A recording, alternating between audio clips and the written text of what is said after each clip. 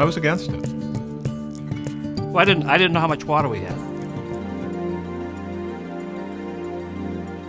Maine is blessed by having a water cycle that delivers annually a substantial sum of water to the ground, not only to the surface and lakes, but to the ground. The statewide average for rainfall in Maine is 44 inches a year, and that's on average. So this year, I think we've had, somewhere around 70 inches in some spots. The Maine Geological Survey estimates that there's about 24 trillion gallons of water that falls in the state of Maine.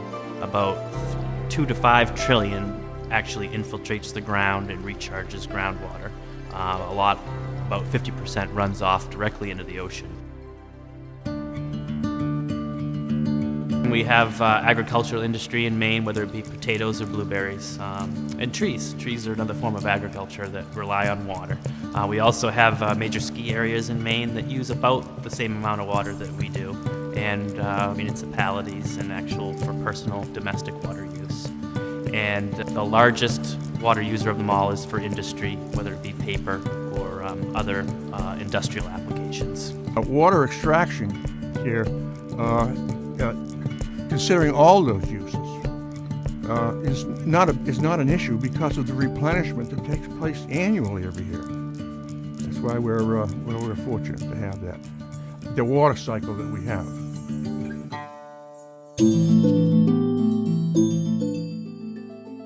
Every site we monitor the water level in the well with a transducer.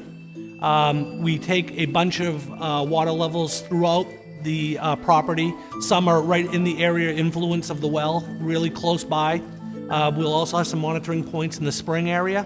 And then we'll also have some monitoring points in the peripheral area that aren't really close to the site, but just as a background to check water levels. We also do a bunch of stream gauging, where we physically go into the streams and calculate how much water is moving through these streams at different periods throughout the year, and that's usually done on a monthly basis. So we'll hire geologists to come in and study the site, the size of the drainage basin, for instance, the snowfall, the rainfall in that area, and do some modeling to calculate what the recharge amount is in that area. Then they'll find a safe yield number that's associated with that site. If you do a little bit of arithmetic, there's like 45 inches of rain a year here. That works out to about 1.25 million gallons a year per acre. So really they were taking about the same amount of water that fell on their own land as rain. They're really not taking that much water, and as was said, it was a little less than 2%, not of the aquifer, but 2% of the recharge every year. So basically 98% of the rain that fell on the watershed went elsewhere.